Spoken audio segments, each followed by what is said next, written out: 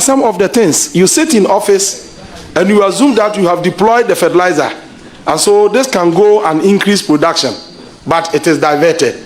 So eventually, you are not getting the anticipated results. What must be done is to put in place mechanisms to ensure that every person that is committed into investment in agriculture indeed gets into agriculture, and the results will be monumental. Chairman, my respected senior has just said something that reminds me of the popular saying that easily said than done. You know, you are going into the ministry with a lot of optimism, high hopes, ambitions. You are going to work with a bureaucracy. You conceded that it is the bureaucracy which is the enemy, correct? The enemy is the bureaucracy. Mr. Chairman, this language is indeterminate. It's cryptic and indeterminate. If you can elucidate on it, I'll be grateful. Very well. So, I refer to the individuals in the value chain. Whenever I say my PENDREAM TV there, I see them yopo. Though it was not written in a way that reflects its title, but maybe next time you would have to indulge. Well, let's make progress. I have a list where number 3 is addressed as doctor. Oh, number 6 is addressed as doctor. So I cannot afford to add. So let's proceed with that. Let us not do this preliminary argument. Chairman, I will not argue with you, but sometimes, Chairman, it's not all the time that you must be asserting yourself to prove that you are the chair. It is, you are the chair. Nobody takes it away from you, but it's temporal.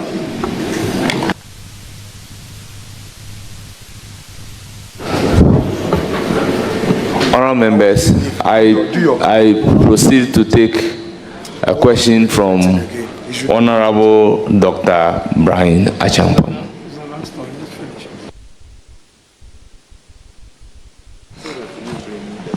Thank you very much, Honourable Chairman. Nominee, let me congratulate you for the nomination. Indeed, Honourable Chairman, the Constitution is clear on Article 78. Ministers of State shall be appointed by the President with the prior approval of Parliament from among members of Parliament or persons qualified to be elected as members of Parliament, except that the majority of the ministers of state shall be appointed from among members of Parliament.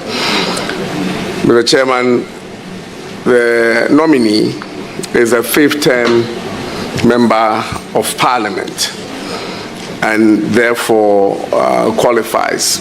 Mr. Chairman, he's also been the ranking member for Food and Agriculture and Cocoa Affairs, and so he's very much knowledgeable.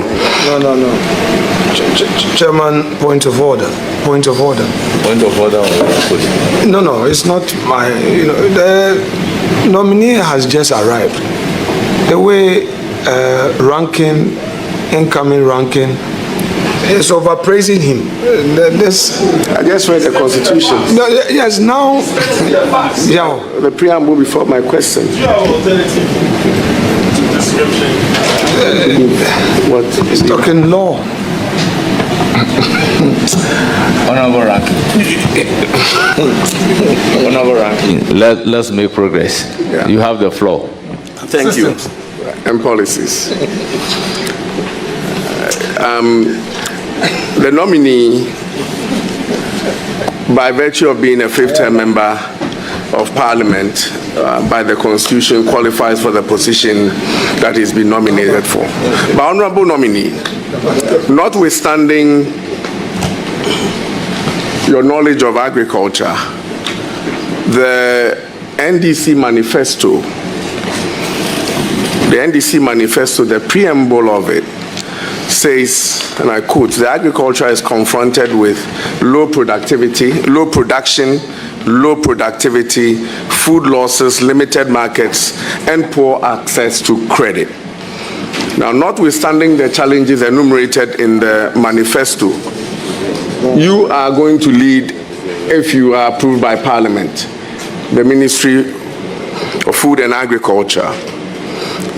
As a leader, how do you intend to deal with the challenges so enumerated in the NDC manifesto? Thank you. Mr. Chairman, thank you for the opportunity. And let me say good evening to my colleagues on the committee. Indeed, life is in a flux, and the dynamism of nature dictates that while some are going, some are coming. And where some are meeting, others are also parting. I recall not long ago, I was on this committee when the incoming ranking member who just posed a question to me sat where I'm sitting today. And I posed to him some innocuous questions, which he answered excellently. Today it is my turn, and I want to assure him that I will deal with all the questions he intends to ask. On the issue of how to deal with the problems we have identified in our manifesto, if you had read further, the manifesto provides all the mechanisms we intend to put in place to address the challenges. We want to roll out a program called Feed Ghana. Under the Feed Ghana program, we want to drive this nation towards food sufficiency. And then we have also provided for another program called Feed the Industry. Under the Feed the Industry program, we want to establish a strong relationship between agriculture and industry, a symbiotic relationship in nature, so that as agriculture provides the raw materials, industry will be adding value. And in so doing, we generate a lot of jobs, increase productivity. I think one issue that I have to address has to do with lack of credit that you mentioned. Honorable colleague, you are aware, Mr. Chairman, you are aware that in 1965, the first president of the Republic of Ghana, Dr. Osagyefo Kwame Nkrumah, established what we now call the Agricultural Development Bank to provide credit facilities for the development and modernization of agriculture. Unfortunately, over the years, because our agriculture is rain-fed, the banks are unwilling to discharge this special mandate. And that is why our farmers are suffering from lack of credit. The NDC intends to roll out a program called Ghana Agriculture Insurance Scheme, GAIS. Under this program, we want to subsidize agricultural insurance so that farmers can have insurance on their farms. Once you have the insurance, the banks are ready to advance loans to you, knowing very well that whatever amount they give you, so long as it falls within the limits of the insurance, it can be paid. Thank you, Mr. Chairman. Mr. Chairman, a follow-up. Honorable nominee, maybe the way I asked a question provided for very general answers. Because everything that I've seen in the NDC manifesto was in the Rawlings manifesto, was in the Kufuor manifesto. I'm talking about agriculture, feeding industry, access to credit, insurance, and all those things from the Rawlings era. It was in their manifesto, President Kufuor's manifesto, Mills Mahama manifesto, Akufo-Addo manifesto. I see it in the Mahama manifesto. So it becomes a theory, and the problems persist every 4 years. But I was looking for more of how you intend, notwithstanding the manifesto, to deal with maybe one or two of it, to provide assurance, the Ghanaian people, that you are going to give a different type of leadership to address the situation. But I understand it's a broad sector. Maybe I should have asked you the insurance or the production to industry. How do you intend to operationalize it? Maybe we would have gotten some more clarity on the matter. Yes, that is so my follow-up question to you is, Honorable Nominee, on the issue of food losses, in your lens, how do you intend to deal with it in your lens? Mr. Chairman, it is indeed a serious problem confronting agriculture in this country. And we will want to introduce something new to reduce food losses in this country. We've been talking about agribusiness. What we are saying is that we are going to encourage the private sector to put in place mini plants close to the farms, so that as soon as we harvest, they will buy the produce, process them.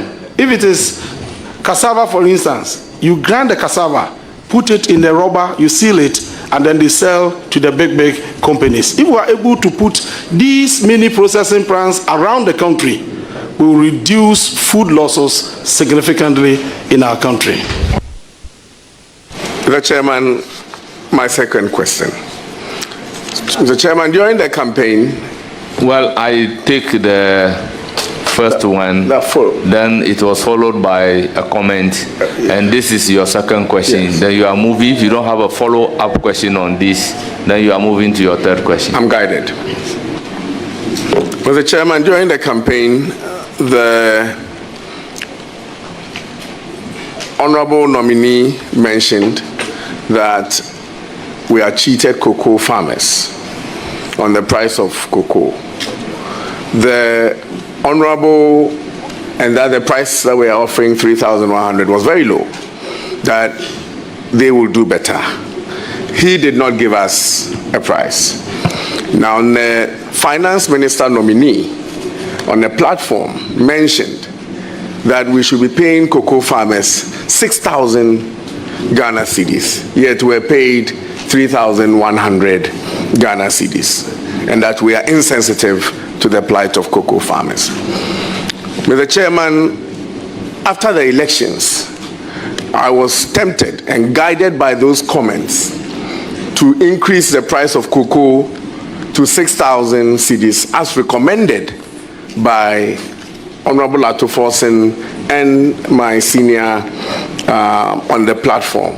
But I felt that it wasn't right to do so. I want to ask the nominee, when confirmed this month, can he assure cocoa farmers that by February or by Valentine's Day, he will increase the price of cocoa to 6,000 Ghana cedis, so that cocoa farmers who are producing the chocolate for Valentine's Day can get the benefit of it? Thank you. Thank you very much, Honorable Nominee. Thank you very much, Mr. Chairman.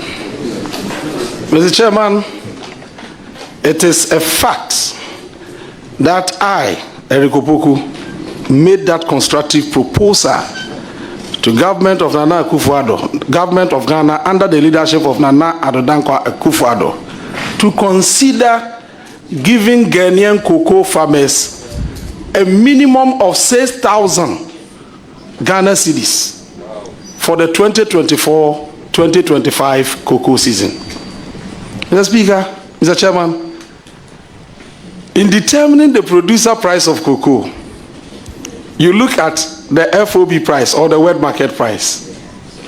Then you look at the exchange rate For purposes of clarity, I want to walk you through how we determine producer price of cocoa in 2016, and then do the comparison, then conclude on the matter for everybody to understand. Chairman, Chairman, Honorable Leader. Yes, with your leave. Honorable Leader, with all due respect, let's allow the nominee to finish answering the question, and then the questioner will have the opportunity to ask a follow-up. If there is a follow-up, then I can come to your follow-up question. That's the ground rules that we have set. So, nominee, have you finished your answer?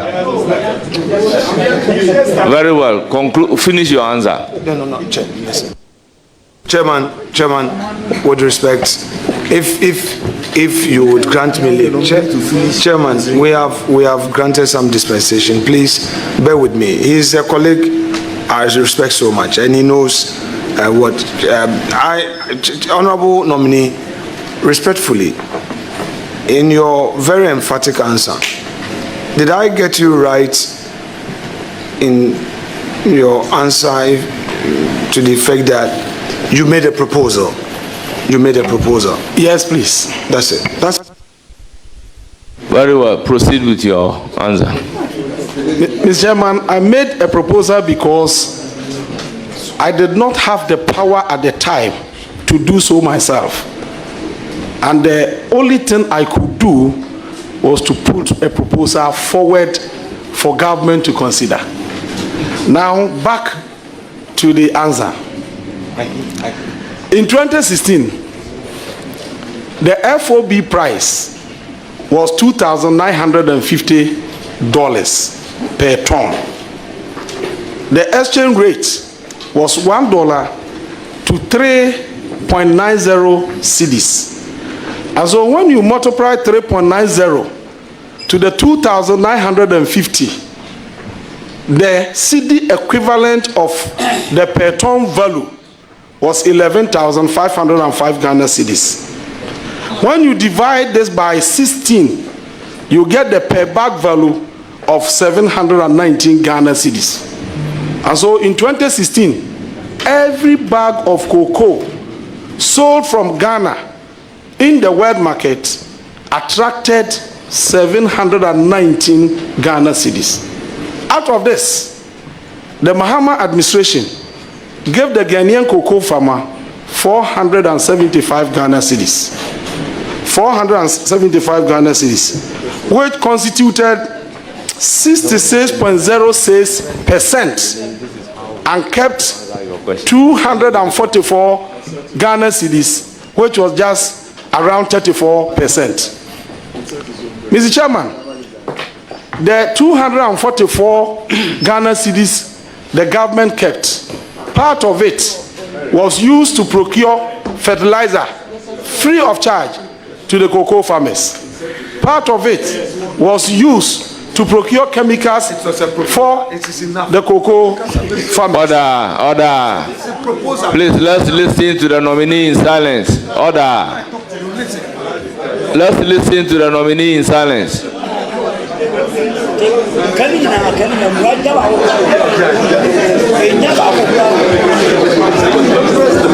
Please proceed with your answer. Mr. Chairman, I'm taking a cue from the sentiments of the appointment committee, and so I will be laconic and lucid, but the point must be stated. Now, what is the point? In 2016, the farmer was given 66%. And so, every one of us knows that the principle of Cocoa Board has been that the cocoa farmer must be given 70% of the price. Now, in 2024-2025, every one of us, it's a common knowledge that the world market price is spiking up on the back of global cocoa shortage. And so when you go to the world market, at the time they announce the price, the average price was $10,711. And the exchange rate at the time was $1 to 15.5. But I was charitable to even use $1 to 15 cedis. So when you multiply, per every ton of cocoa, Ghana was earning the cedi equivalent of 160,665. You divide this by 16 to arrive at the per bag value of 10,042 Ghana cedis. Out of this, I said, if we are getting 10,042, how much of this can the government of Ghana give to the Ghanaian cocoa farmer? I calculated 70% of it, and it was above 7,000.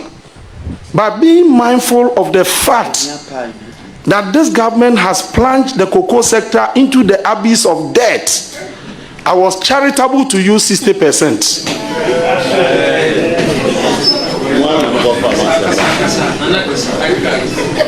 The 60% was the 6,000 that we put out as a proposal for consideration. But government decided to give the Ghanaian cocoa farmers 3,000 initially.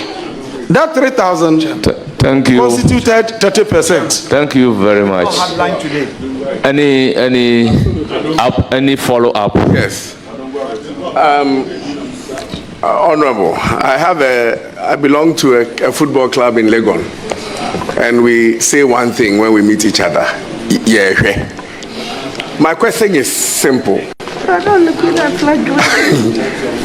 Will you, based on the promises you made and the challenge you threw at the NPP government, and now that you are admitting that you were actually looking at the world market price, when you know that in 2024, the world market price will be used for prices in 2025, but you are in 2024 using the spot market price to calculate that, I take it. But I'm asking you, now that the cocoa price has moved from 10,000 to 11,000, it means that when you take office in the first week, you will be able to increase the cocoa price from your committed 6,000 now to about 7,000, which will represent 70% of the world market price. That is a simple question.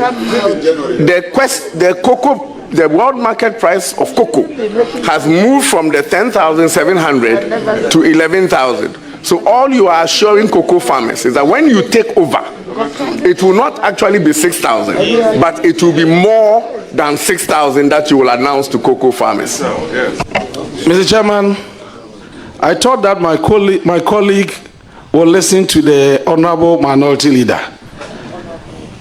I've been praying for God to help me resist the temptation to do something that the leader doesn't want me to do. Mr. Chairman, I have had an extensive discussion with Honorable Samsonahi. Honorable Samsonahi, I've had some good discussion that there are matters of governance, matters of systems and policies, not NDC, not MPP. And there are matters for the Ghanaian public, and the market is likely to respond. So we decided to hold back our lunch to take you. The whole day we've not had lunch. We've not had a break to take any. So, Chairman, in Okunko, is it Okunko who said in Things Fall Apart that Okunko, yes, your smile must be brief. No, Okonko, is that not? Your smile must be brief. So your submissions must be brief as well. Mr. Chairman, it is no. He has asked a question. I must respond. I haven't answered the question. No, I haven't answered the question. Obienim sawabi, Mr. Chaso. Chaso.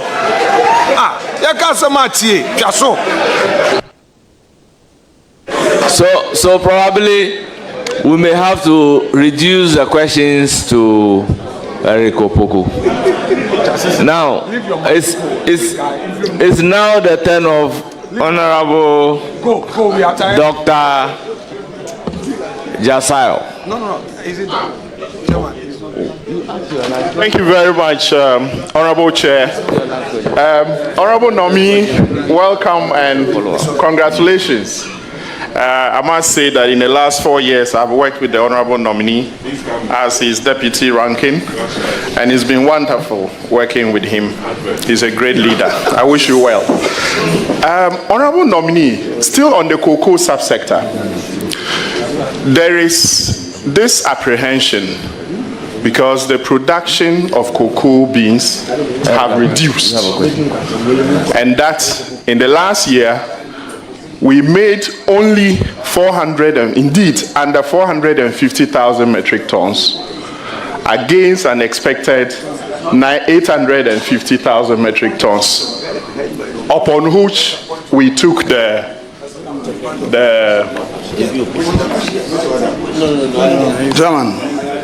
Chairman, cocoa production for last year was not 430. It was 530, if you care. Source? Yes, Ghana Cocoa Board. Okay.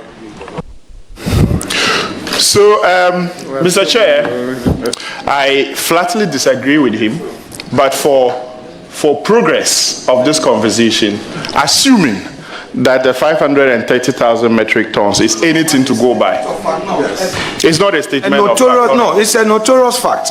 Honorable Opoku knows. Please, don't let us say it was 400. Stop it. When we are dealing with verifiable facts, it's not 400. Leader, let's make progress. And I'm saying, Honorable Chair. Honorable Dr. Jasayo. Yes. Hold it. I believed if there are some errors in the question asked, as you indicated, that to quote you, Wabi. So he's capable of answering the question and doing the corrections alongside. So proceed with your question. Thank you, Honorable Chair. You have nothing to worry about. Let's assume that the production for last year is 530,000 metric tons. Cocoa Board engages in forward sales of cocoa beans. At present, the reports from Cocoa Board inform us that there is a deficit of paying cocoa beans of about 350,000 metric tons to the buyers outside the country. As if you are confirmed as Minister responsible for agriculture, what steps do you think we can take to pay that debt before we start talking about cocoa beans for processing into chocolate for Valentine? Thank you. Honorable Nominee. Mr. Chairman, thank you very much. Regarding the figures, I will say that both of them are right. Before the transition, the Select Committee on Agriculture, Food and Cocoa Affairs met with Ghana Cocoa Board at Koforidua, and they indicated to the committee that their total production for the year, for last year, was 429,000 tons. And that is why I'm saying that Honorable Dr. Josiah, referring to that figure, was or is right. Now, when you come to my colleague Opoku, just recently, during the transition engagements, Cocoa Board submitted some documents to us. I was privileged to be part of the transition engagements. In that document, they indicated that their production was 530. And so in this case, both of you are right. But whatever be the case, be it 430 or 530, production has declined. And this is the lowest in the last 2 decades. Then on the issue of the default, yes, Ghana went to the syndicated market and then took a loan of $800 million to purchase 850,000 tons of cocoa. At the end of the season, we were unable to produce the 850,000 tons. So we defaulted on the loan. And then they decided to roll over that delivery to this year. The quantity is 374,000 tons. This is the figure they gave us during the transition. And so, now that we have assumed office, we have to look at how we can deal with this debt and many other debts at the sector before we can make progress. And so what we are trying to do is to first and foremost take the office, go through the books, ascertain for ourselves whether the information we are getting is actually what is on the ground. Because we are picking some information that suggests that even the figures we have are far, far, far below the real figures. So until we get the real figures, we are unable to make a determination as to how to contain them.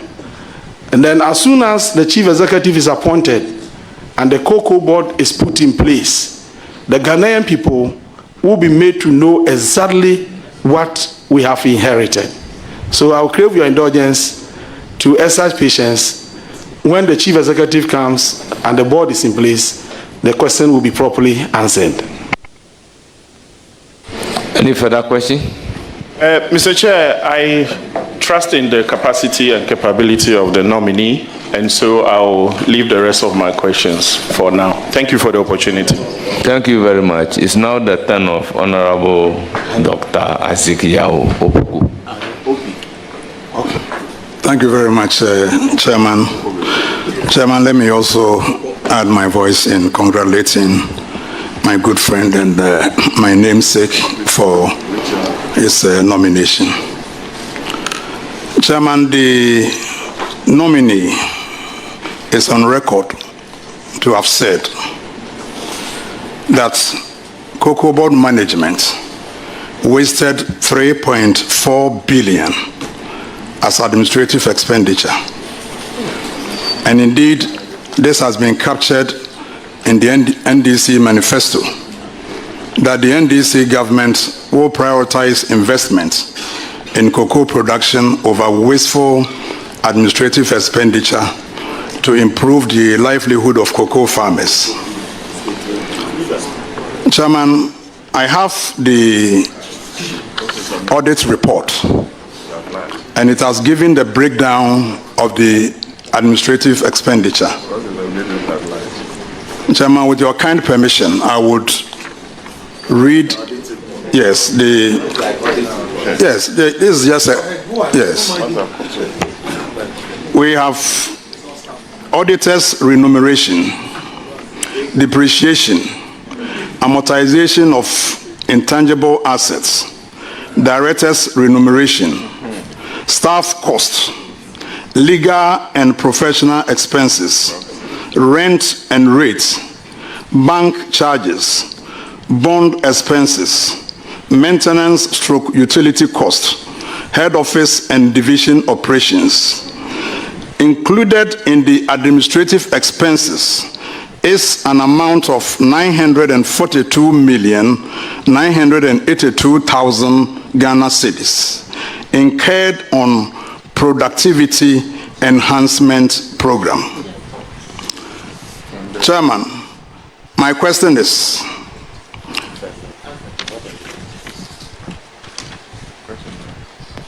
which of these expenditure do you consider as wasteful, and which one will you abandon when you are given the approval? Thank you. Let's have some order and take the answer to the question. Thank you very much, Mr. Chairman. Mr. Chairman, my argument was clear. I was speaking on the floor of the House, and I did indicate that I find it extremely difficult appreciating why at a time when cocoa production is declining, office expenditure is ballooning.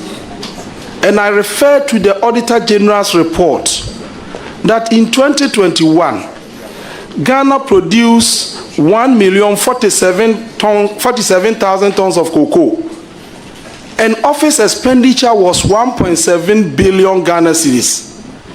In the following year, cocoa production declined from 1,047,000 tons to 655,000 tons. But office expenditure, according to the Auditor General's report, increased to 2.6 billion. The following year, cocoa production declined to 530,000. Office expenditure again increased to 3.4 billion. So if you establish this inverse relationship between office expenditure and cocoa production, every rational being will question whether you are being fiscally prudent or there is some kind of fiscal laxity in the administration. And so I don't know how my colleague, who is knowledgeable in the sector, can defend this indefensible situation. But I thought that minority leader has advised that people should tread cautiously because of the sensitivity of the market. But when you push, don't be provoked. Don't be provoked. Once again, I've had an extensive discussion with Honorable Samson Ahi. Honorable Ranking, the questions are provoking the answers. Any further question? All right, I'll slow down. Chairman, no, I'm not done.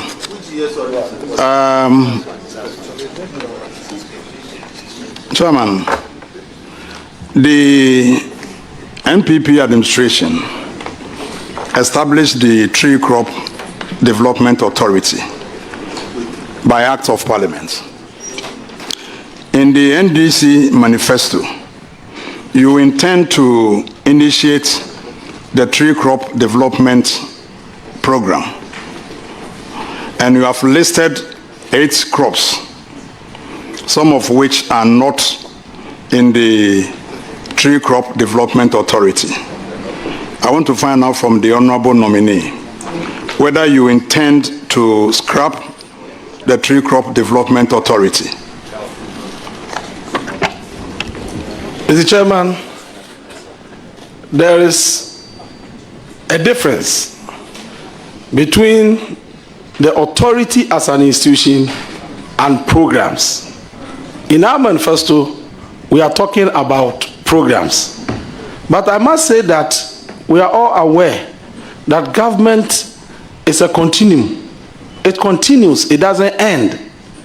And so whatever programs, projects that are ongoing under the NPP government, the SWAL NPP government, the incoming administration will make decisions and incisions, tailor it to fit into our agenda and execute it to perfection. Thank you very much. Any further question? Chairman, my last question. In your manifesto, under the caption, Agriculture for Economic Transformation Agenda, AETA, you indicate that the NDC government will create farm banks within the agricultural zone to ease access to land and irrigation facilities. Nominee, considering the intricate nature of our land tenure system, how feasible do you see this arrangement? In other words, do you intend to nationalize these farm banks? Mr. Chairman, that policy intends to address the very challenge that he mentioned. Normally, people encounter a lot of difficulties accessing land for agricultural purposes. We want to make agriculture attractive to the youth and everybody in this country. So we will want to acquire the land prepare the land for agricultural purposes, then hand over the land to prospective investors so we can increase production and drive our nation towards food sufficiency. Thank you, Mr. Chairman. Chairman, I'm not clear. The lands are in the hands of the chiefs. Honorable member. Follow up. Very well, but what you said is that you are not clear. So if you have a follow-up question, draw my attention to the follow-up question. Chairman, so please proceed to ask the follow-up question. Thank you very much, Chairman.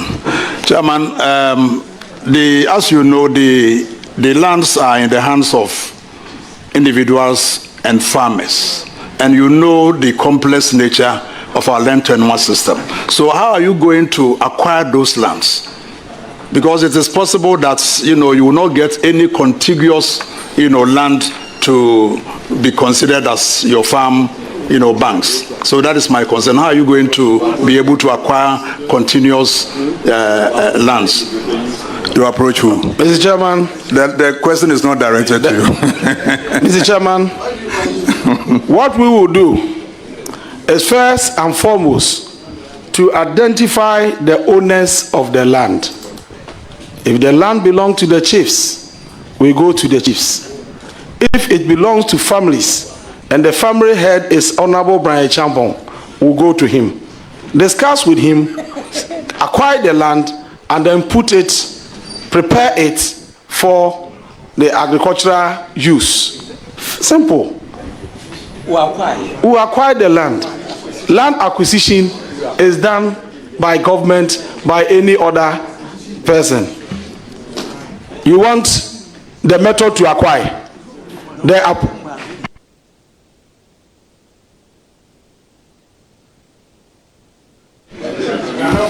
Now is the turn of Honorable Jijoli Gakpe.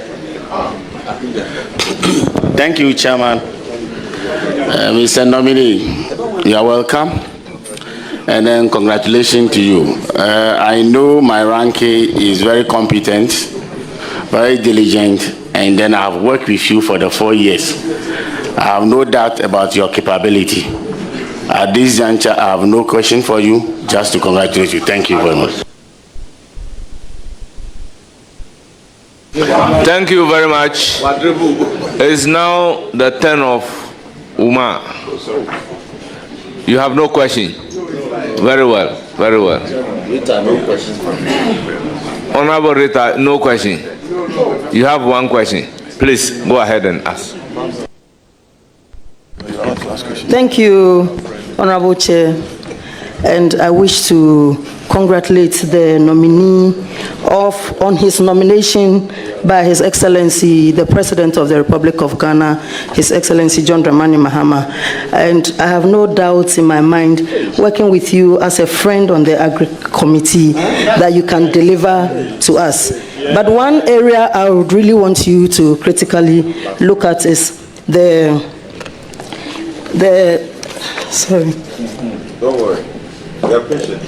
growing, that is the gardening in the homes and then the schools. Yes, so that's one area I believe when we were growing up, we used to have gardens at home and we planted pepper, tomatoes, onions, and it really helped us. And so I would wish that you take critical care of that. Thank you very much, Mr. Chairman, and congratulations again. Thank you very much. It's now the turn of Honorable Patrick Yaboma. Thank you very much, He Chairman. indicated he has a question. That's my good friend, Eric, Chairman. Congratulations. The gentleman from Sankore. Eric, I know you are passionate about how to get the youth into agriculture and also agri-extension services. I know you answer my question with those two issues that I've raised. My question is from your manifesto, the NDC's manifesto, 2024, page 78 of 200, at paragraph 3.11, sub 1 and 5. Your manifesto made a very bold promise of rehabilitating a lot of dams. I saw the Pualugu multi-purpose dam there. I saw it. And it's in your manifesto. I've given you the page. You listed a lot, Accra Plains and what have you. How much would it cost you to undertake this rehabilitation programs? And I believe you've done your numbers and you'll be able to tell Ghanaians how much it's going to cost your ministry. I know the House will approve of you. We know what you are made of. But I want to know how much it will cost you to rehabilitate all the dams listed under paragraph 3.15 of the party's manifesto, the NDC. And I wish you the very best, Eric. Thank you. Mr. Chairman, the question posed by my colleague is in threefold. The first one has to do with youth in agriculture. The second one, agri extension services. And the last one is on irrigation. And so I will tackle them one after the other. Youth in agriculture. Mr. Chairman, I read a report issued in 2021 by Haifa International. Haifa International is an international organization based in the United States. They are determined to bring an end to hunger and poverty while protecting the earth. They indicate that in Ghana, only 5% of our youth is engaged in agriculture.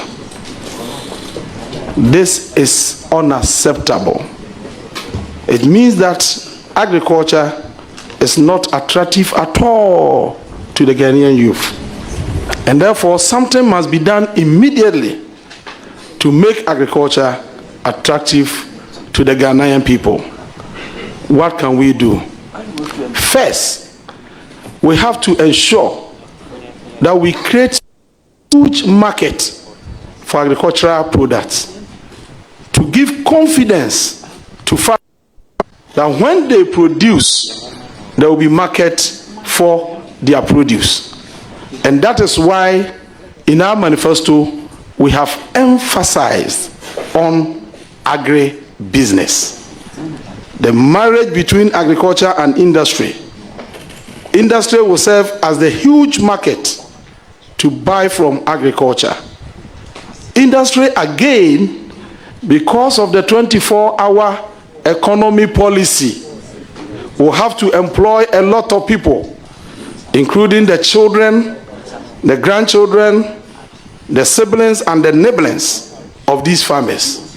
And so all these people who were hitherto dependent on the farmers will now be empowered economically to contribute to the resetting of Ghana.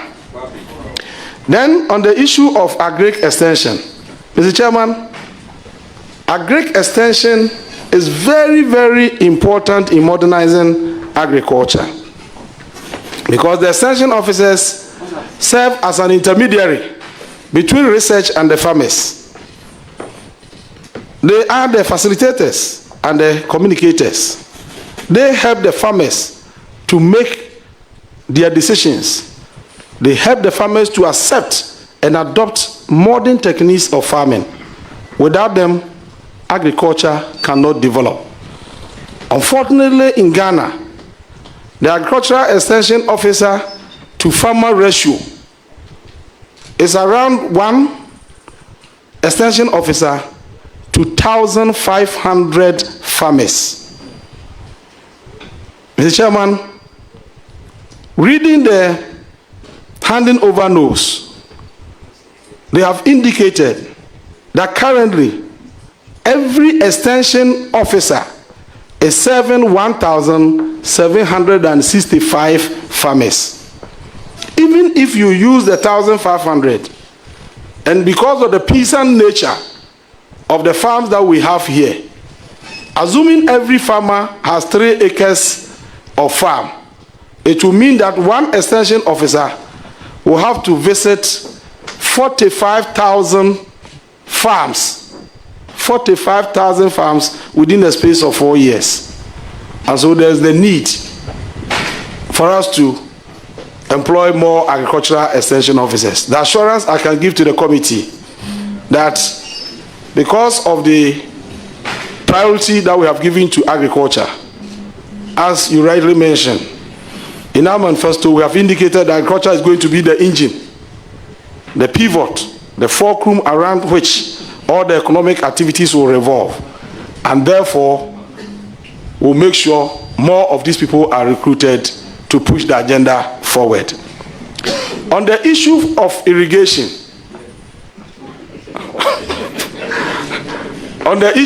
irrigation, you are asking about the cost of putting all this infrastructure in place.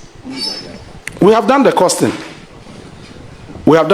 But I can tell you that the cost is likely to change because of the inflation that we are experiencing today. And so I have the cost as at the time we were putting our manifesto together. And it will be inappropriate for me to put that figure out as that is not the figure we are going to use to put up the infrastructure. So Honorable Boama, you have been here for a long time. You know the procedures. As soon as the budget is presented and this issue is provided, the cost will be indicated in there for us to debate. It is premature for you to raise this issue here. Thank you very much. Very well. I will now give the floor to Mr. Chair. Honorable Chief Whip. This is a follow-up.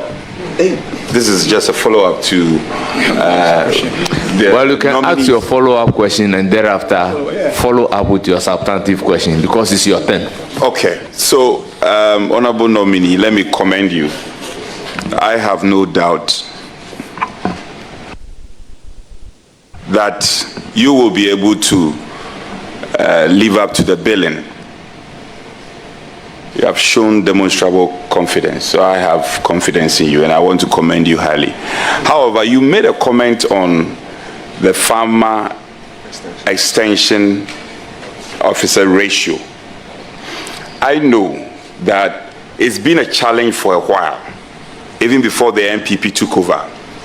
I know when it comes to these things, you are more patriotic. And I want to see that sense of patriotism in you this evening. Now, it was difficult. We came in under Dr. Akoto, the same problem. Also a 3 years time. It improved a bit. It improved significantly. Okay? Then, compared to yours was so bad. So if it's a question of farmers to extension ratio, you don't really have the moral right to come and be describing how bad the situation was. So we did well. Dr. Akoto did very well. Would you agree with me on that? Mr. Chairman, I recall vividly that this issue has been debated upon on the floor.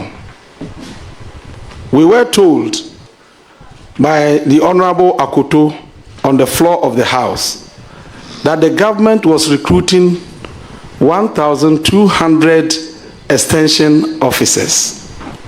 But the following year, when they brought the budget and I checked the staff ceilings, I realized that they had recruited only 217. And when we asked them, they said the Ministry of Local Government and Rural Development was responsible for the recruitment of the rest. I follow up to check on their staff ceilings, and they were completely missing. And so, leader, sometimes apart from what we hear on the floor, we have to go beyond that to ascertain whether the paper information is in consonance with the reality. Okay, that's fine. Maybe we'll have another day for this debate. Yes, we'll have another day for this debate. Not today. He's not ready. He's not ready. Where he's seated? Oh, leader. Oh, sorry. So, Honorable Novini and a friend, you have been eloquent on agribusiness, and I hear you use that expression a lot. Are you able to elucidate and also contextualize it in the current situation we find ourselves as a country? What do you mean by agribusiness? In what context? Thank you very much, Mr. Chairman. Mr. Chairman, agriculture is simply the growing of plants and the raising of animals. But agribusiness focuses on profiting from agriculture using technology.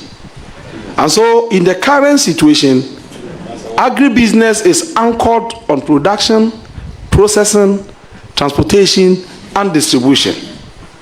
And so we have a situation where there is no link between agriculture and industry. We in the NDC believe that the only way to make agriculture attractive to the youth, the only way to make agriculture profitable, lucrative venture for people to invest in is to marry the two. So that when you produce, value is added to it, you increase your export, you reduce your import, you restore stability to the exchange rate, and then create conducive atmosphere, conducive and congenial business environment for businesses to thrive, throwing out millions of jobs to absorb the teeming youth of our nation. So, any further question? Yes. Please go ahead. Mr. Chair, the nominee knows that changing the mindset of our teeming farmers to switch from the normal subsistence and cutlass and hoe has been a challenge for a very long time. It is easy to say that, well, it's a challenge and therefore we are going to encourage our youth to go into it. What will be the narrative? What are you going to do? You have 4 years. What are you going to do to change this thinking? It is not easy as you're saying it. I have done some consultancy for MIDA, and you go to typical areas where our farmers are. And it's about subsistence farming. It's about what they want to eat. They farm what they are going to eat. So farm, excuse me to say, to the mouth. Exports only is considered when we are looking at free zone companies, and foreigners come and flood this space and take over. I just wish that 4 years from now, we can have evidence to say that indeed we have changed the mindset and the thinking of our farmers and our youth. I don't know how you're going to do this. It's not going to be an easy task. Many a time we find this thing, we state them in our manifestos. This is not the first time your manifesto is talking about agribusiness. It's not the first time. So look into the microphone and tell the teeming Ghanaian youth what you are going to do. I have confidence in you, but it's not going to be easy. What are you going to do to translate these matters practically? How differently are you going to approach this? Mr. Chairman, first and foremost, we are going to launch a program akin to a champion's Operation Feed Yourself. Under that program, every Ghanaian, every household would be encouraged to own a home garden.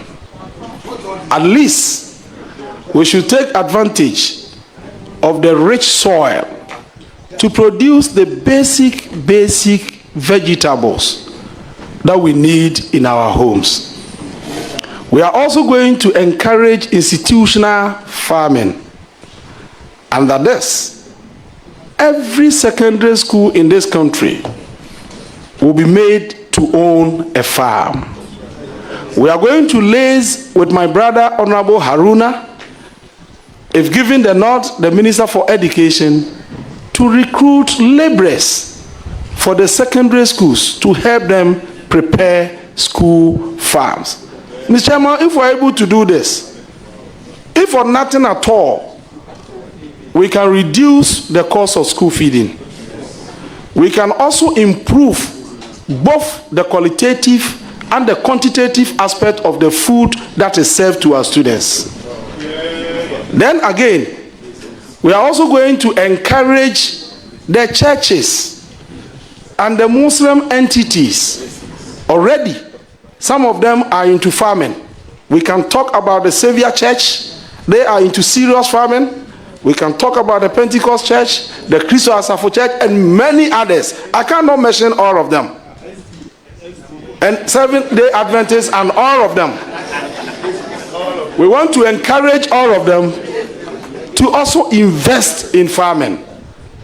Mr. Chairman, nature has blessed us with land that is capable of giving us the food that we can eat and even export.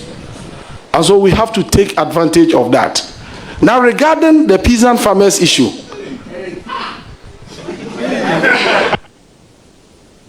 thank you very much, Honorable Nominee. I'm not taking that. I just want to thank the nominee. So go ahead with your question. Okay. So Order. Yeah, it's Honorable Eric. Do I have your attention? Mr. Chairman, you have my attention, except that I suspect some kind of a breach of, contract here. Because just before when I entered, you told me that, oh, my brother asked for you, I won't ask you any question, because you are capable. But you are bombarding me with a lot of questions. Mr. Chair, my friend knows that we both know each other. And I'm doing this because of the people of this country. Just between the two of us, I could have decided not to ask you, but people, our Ghanaians are listening to you, and they need to hear some good words from you. Eric, let me test your knowledge on this. Smart agriculture, sustainability, climate change. These are current words that are used in the current narrative in terms of sustainability, green agriculture, and all that. How are you able to situate this in our situation? And this may be my last question. Thank you. Mr. Chairman, all the issues or the terminologies you have raised or broached here point to one particular term: how to sustain the environment, to make agriculture sustainable as well, how to implement policies that are environmentally friendly. But to properly respond to the question, I just, as part of my preparation towards this vetting, I read from an Indian agronomist and humanitarian, M.S. Swaminathan, who has been described by the United Nations as the father of economic ecology. And he said this: when agriculture goes wrong, nothing else will have the chance to go right. When your agricultural policies go wrong, food inflation will be rising. Food import bill will be rising. Unemployment rate will be rising because you are importing more and you are generating exchange rate vulnerabilities, that will have the tendency to convulse the entire business environment, leading to business collapse and unemployment rising. And so the policies we have crafted in our manifesto are technically achievable, economically sustainable, and socially acceptable. Thank you. Thank you very much. Chairman, let me thank the nominee. I want to thank you for responding to my questions, and also to tell you that we are going to follow you with an eagle eye. Yes. All the beautiful things you've said, get prepared. Get prepared that we are not going to take them lightly at all. They are saying you should rather follow with a tiger eye. Honorable Deputy Minority Leader, do you have a comment?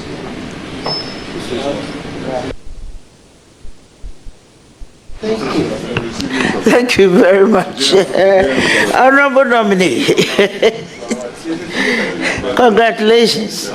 Yes. I know that you have a number of beautiful programs that you want to roll out there. But I have a responsibility, because we were in the chamber when we passed our affirmative action bill into law. And you know very well that in pursuing these programs, we have to take into consideration the women and some marginalized group. And these people always face barriers to land ownership and access to credit. How will you tackle these systemic issues to create a more inclusive agricultural sector as you are proposing out there? Thank you. Thank you very much, Mr. Chairman. Mr. Chairman, according to a report issued by the World Bank in 2021, in Ghana, 44.1% of women are employed in agriculture. My view is that it is a good thing. The only problem is that they are confronted with challenges like their male counterparts. But I think the issue relating to credit has already been addressed. I did mention that we will establish Ghana Agricultural Insurance Scheme, under which will subsidize agriculture insurance to de-risk agricultural lending and allow the banks to offer credit to our farmers. And so the women in agriculture will take advantage of this opportunity to access credit to expand their farming activities. And then you also raise the issue of land acquisition. I think that has also been dealt with when we talk about the land banks and the fact that we want to prepare the lands, allocate to the farmers, deploy the extension officers, and make sure they deliver. Thank you very much. Honorable, you want to follow up? Chairman, just a quick follow-up on agro-insurance. I know countries like India, I think India, Kenya, Zambia, and a few others in Africa are doing it. I don't know if you have reverted your minds to the need for actuarial scientists to do some good work on this, because it's a good thing though, but if you want to bring it to in our country, you have to check on all these variables. Even the Insurance Act may have to come under an amendment. Maybe you have to think about it well, because if you are going to say, I am going to take you on, because I'll be filing questions very soon. So get your actuarial scientists to be doing the calculations and be sure it's something you want to do. Yes. I don't know if you have done that. Mr. Chairman, yes, a follow-up. Mr. Chairman, it is a policy captured in our manifesto. And so all that we have to do to make it implementable has been done. Thank you. I'll just add, Honorable Nominee, I realize that you've been concentrating so much on crops, and you have not spoken much on poultry and other aspects of it. And then I also want to know something about how you're dealing with the disabilities. I've mentioned vulnerable group, but disabilities must be a key area that you also have to do. Thank you.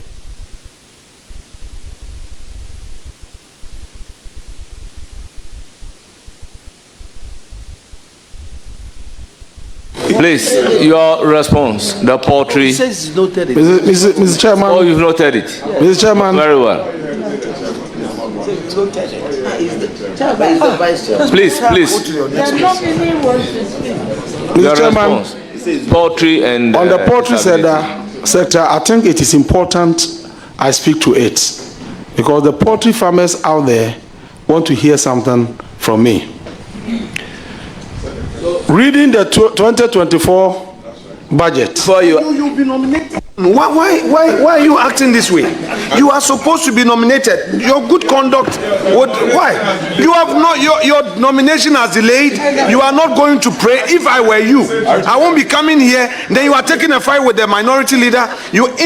How would I pray for you? Can you leave here, go and pray? Your thing has delayed. All your colleagues have their names out. Yours has delayed. And you are still coming here sharing power. I love to be here. And I belong here. Honorable Nominee, your response to the question. Yeah, but please, Chairman, the response first. Then you can come Chairman, in and ask. My first question was on the poultry industry and what we are going to do to revamp it, because it's so important. And so because of that, I wanted to just make sure you comprehensively. Yeah, that's why. Are you a coach?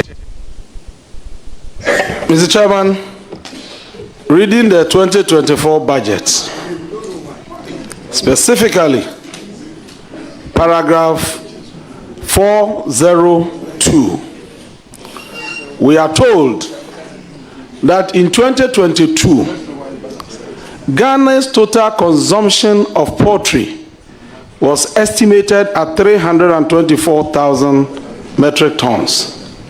Out of this, only 15,000 tons, constituting 4.6%, was produced in Ghana. And so the bulk of the poultry product that is consumed in Ghana is imported. This clearly indicates that the poultry sector is in comatose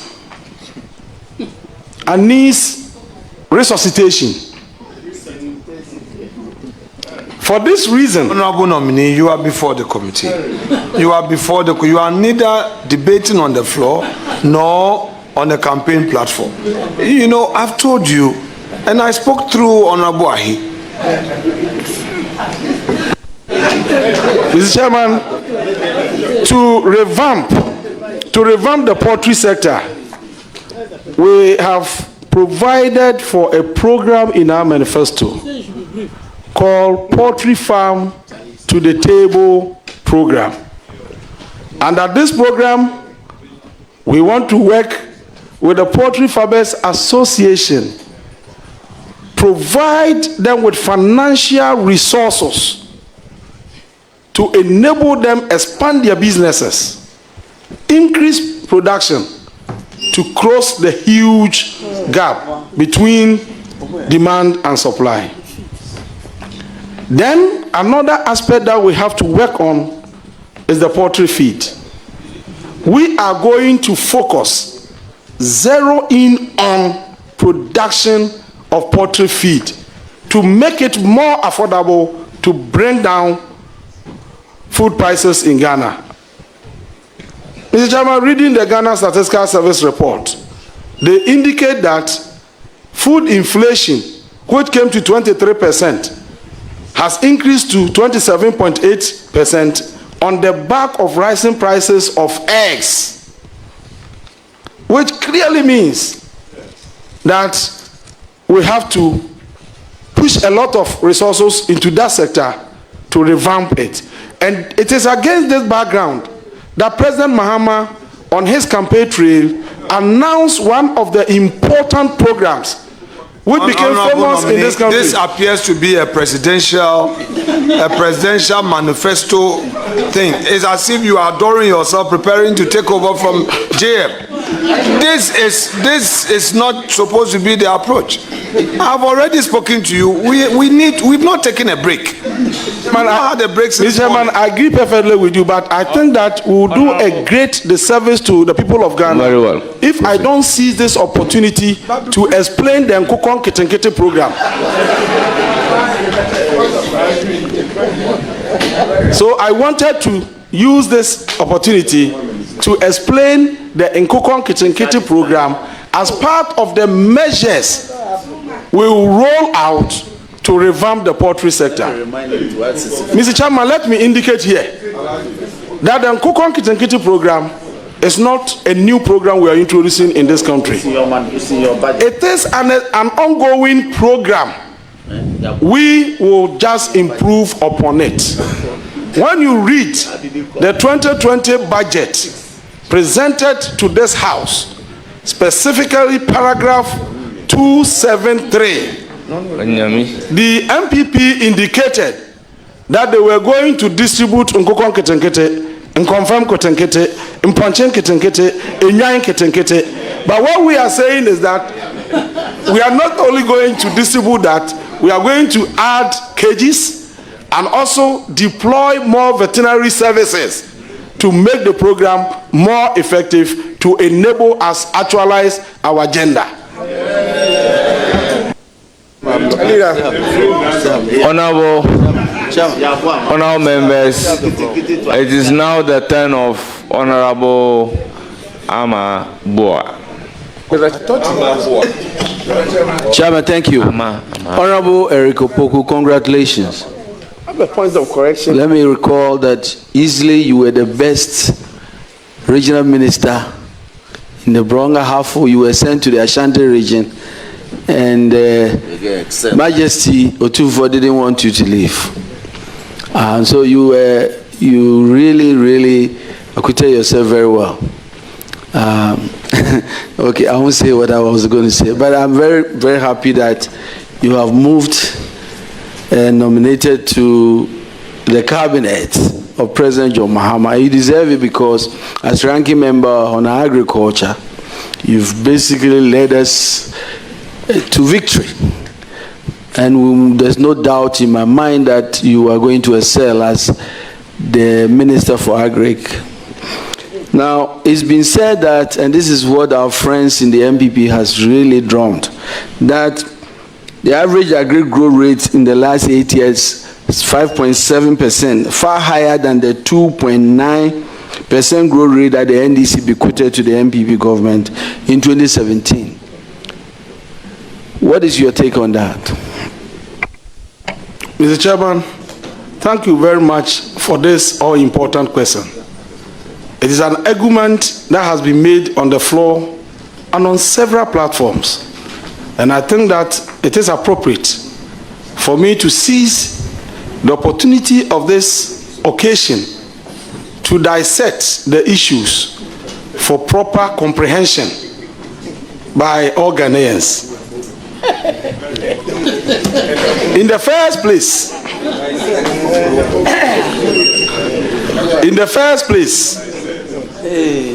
it is inappropriate for anybody to attempt to compare an average growth rate for a period of 8 years with an average growth rate for 1 year.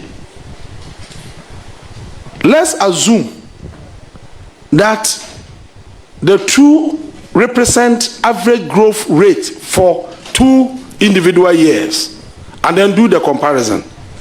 Mr. Chairman, what is the importance of agricultural growth rate, of increasing agricultural growth rate, if within the same period, I hope the Honorable former Minister is listening. He's going to town.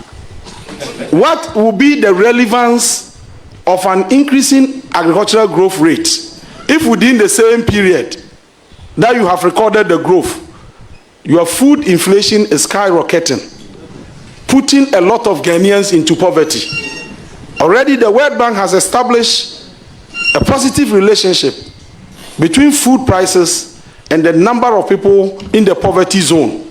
When your food prices are going up, the number of people into poverty increases.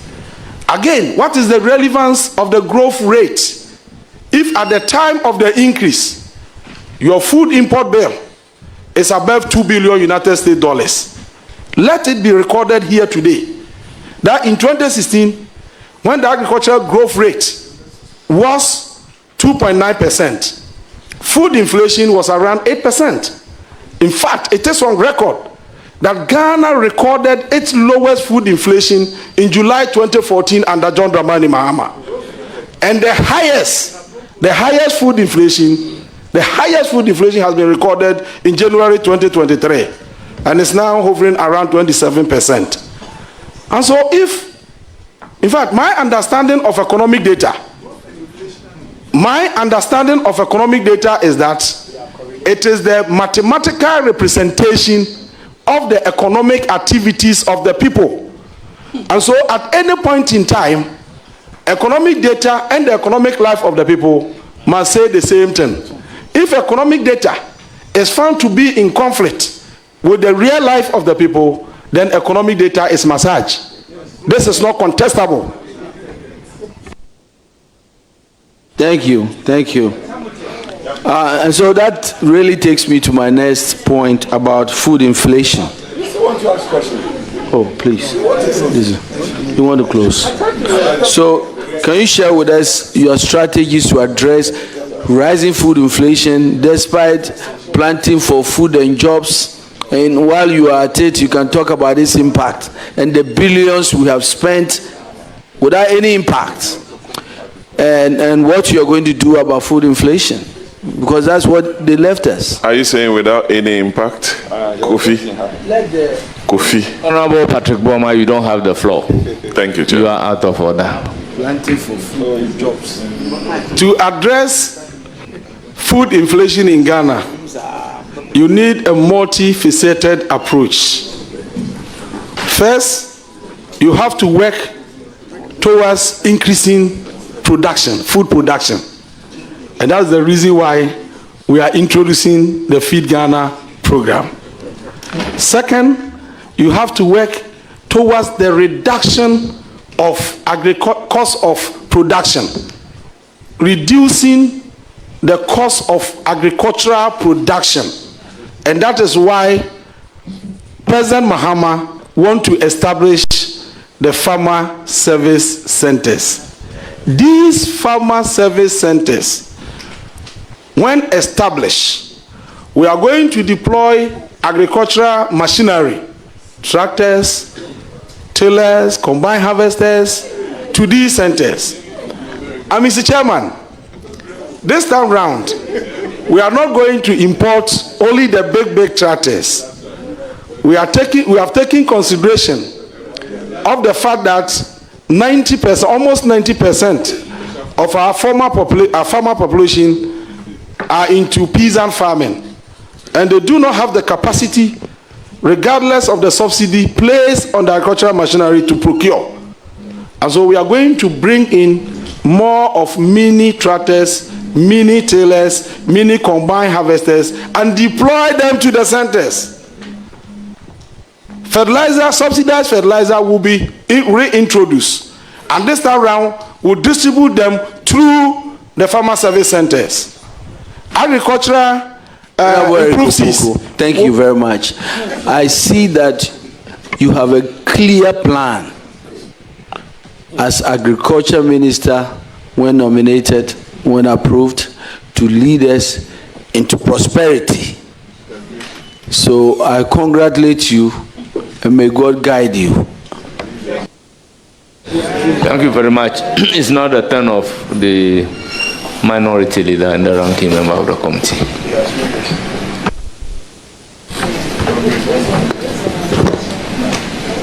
Based on your discussion. Hello. Campaign manager, extensive discussion. Who was campaign manager? Man that made you speaker in West Africa. A man that made you speaker in West Africa, your campaign manager, is talking. Listen to.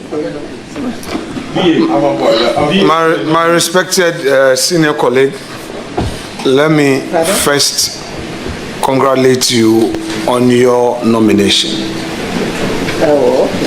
I have always been watching your debates, and you know that for a fact, how you focus on research, even where you are doing political mischief, you interlace it with some unimpeachable facts that is difficult to rise on a point of order against you. And whoever does so does it at his own peril. But that said, it's admirable to watch you on the floor, and I'm sure the young ones who are determined to learn are able to tap into your political wisdom. Anyway, this evening, I want us to have a little discussion on some of the issues you've raised. First, on the cocoa board. Is there any record from transition to the fact that cocoa board has defaulted on any of the loans it procured? Any of the loans, I mean? Yes, sir. Which of them? Which loan? The $800 million which was taken last year. Okay, is there any outstanding still, or it has since paid everything? From their brief, they roll over 374,000 tons of cocoa. And even this year, they still have outstanding 300,000 tons of cocoa to deliver. But the assurance was that that quantity was going to be delivered by the end of December. Yes, Honorable Opoku, please, respectfully, kindly, let's have a good interface. Question, they took a loan. Which loan they sought parliamentary approval? I want to know from you, as at the period of transition, had that loan been paid or been with us to ask some questions? You get my point? So I am guided accordingly in asking you my questions. So I would encourage you to pay attention to my question. So I repeat, the $800 million that they sought parliamentary approval, which approval Parliament granted, per their records to you, has it been paid? No, Mr. Chairman. There are some outstanding? Yes, Mr. Chairman. But are you able to tell us how much is outstanding? Able to tell you the quantity of cocoa that we have to deliver to be able to pay that. And if you want me to calculate the value, I can do it. No, don't worry. I'm asking that if the figure is not readily available, I'm fine. You can furnish me at a later date. All right? I just wanted to know the syndicated loan, how much of it is outstanding if it has not been fully liquidated. If you say so, and you don't have the exact outstanding, it is fine. All right. Thank you. Now,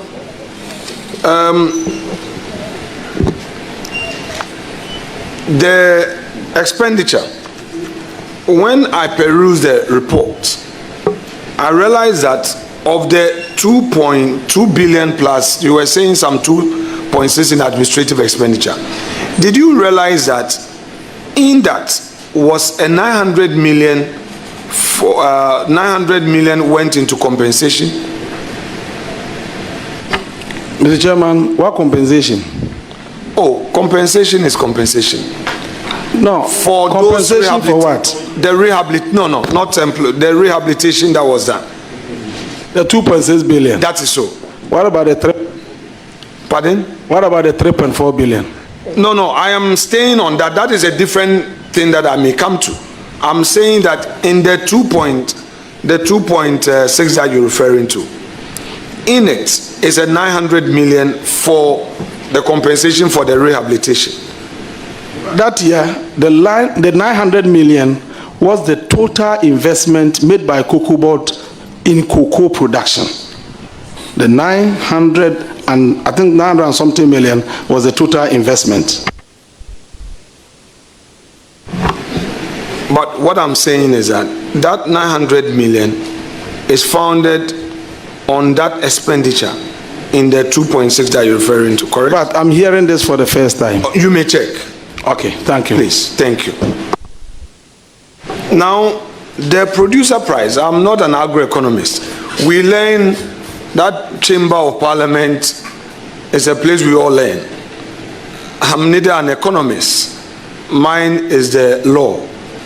But I'm happy to put to you this question so that you can explain to me.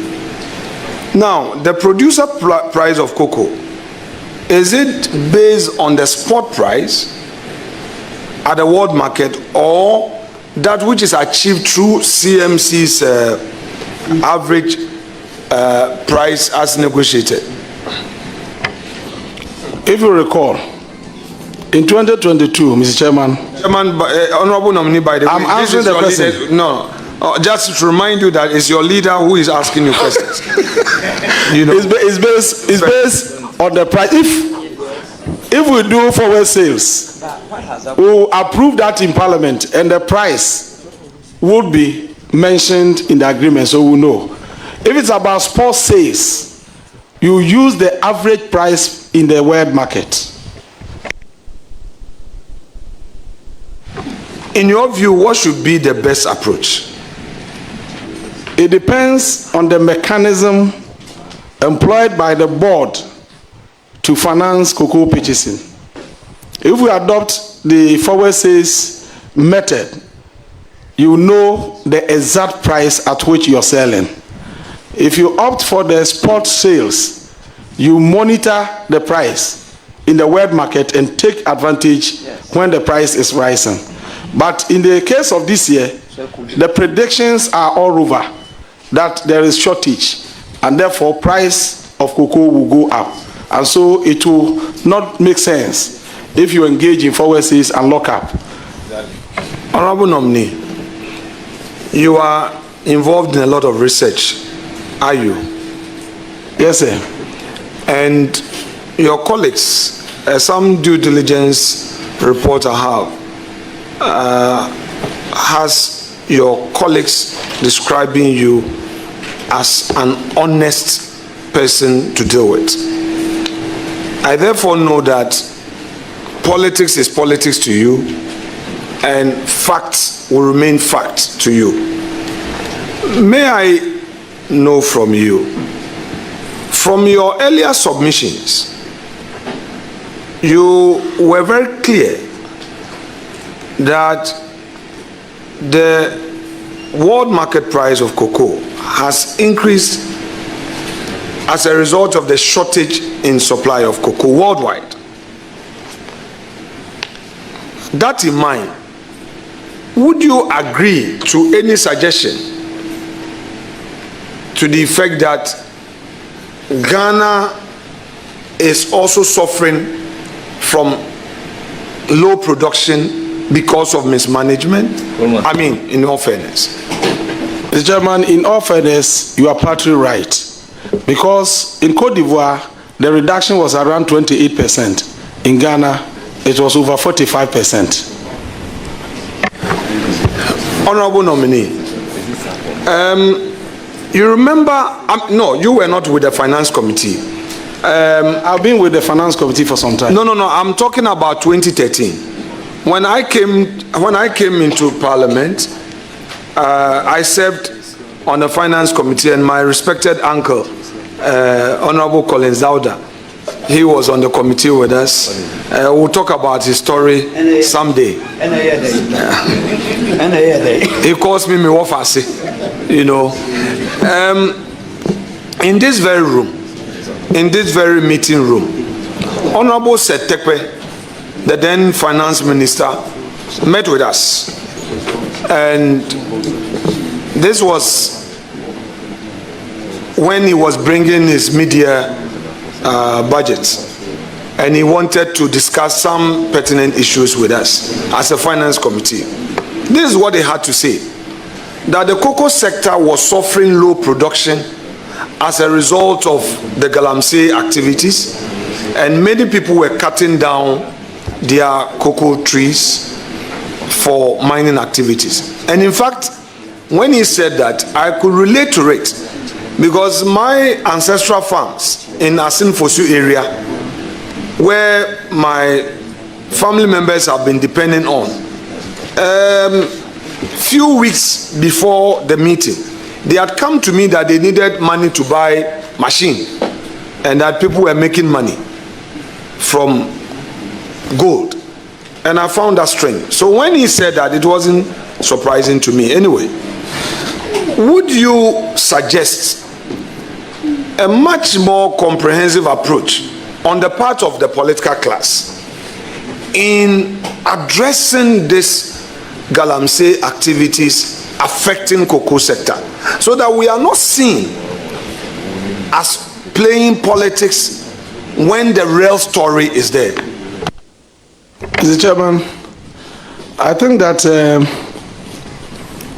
when you look at the challenge of Galamsey and its impact on cocoa production, managers of the cocoa sector, knowing very well that these Galamsey activities is impacting on cocoa production, ought to have been very moderate on their cocoa projections. But you come to the house with a projection of 850,000, means that you have put in place adequate measures to produce that quantity, and then you end up recording 500 and something, and then you say it is Galamsey. At the time we were projecting, were you not aware that the menace could have some catastrophic consequences on production? Honorable Senior, you know, you've earned my respect with that phrase, and I want us to delve a bit into that. You see, this is a national platform, and I know that when it gets to the partisan political space, we throw in a lot of rhetorics. Sometimes we don't mean them, sometimes we mean them. I agree with you that it is good to be measured in our ambitions. I agree. But then also, don't you think that the narrative by us as a political class should be aimed at supporting the sector in a much pragmatic way? So for instance, getting the opportunity on the floor, you can tell the chief executive, in view of the realities, this your projection, revise it. Rather than hitting hard or doing the blame game, because we know the reality. Chairman, I agree with you perfectly. But when the Constitution places a responsibility on you and you are unable to discharge that responsibility, certainly you have to be blamed. You agree with me as a seasoned and respectable, venerable lawyer in the country that under Article 257, all the mineral resources. You are going into law too. No, I'm not going to law. That's our small space. I'm not going to law. No, that's our small space that my senior and I are keeping to. You are getting there. Honorable Minority Leader, let him answer. I know. Let him answer the question. Please proceed to answer the question. I was saying that under Article 257 of the 1992 Constitution. Okay. He wants to be specific, so please, if you can be specific, do so. That provision in the Constitution places the responsibility on the President of the Republic of Ghana to protect and preserve mineral resources wherever they are found within the boundaries of our country for the future generation. And so if we are blaming a particular government, probably it may be because of this particular provision. I mean, that's fair. That's fair. I mean, when you're on a national platform, the language obviously is different, but it's okay. Honorable nominee, now let me, tease your mind on this matter. You know,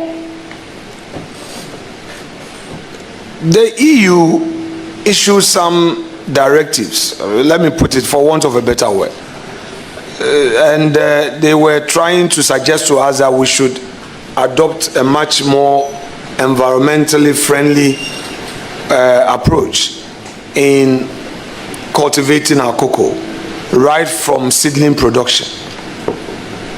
You know, currently cocoa board, and not only cocoa board, almost all our seed production activities rely on topsoil.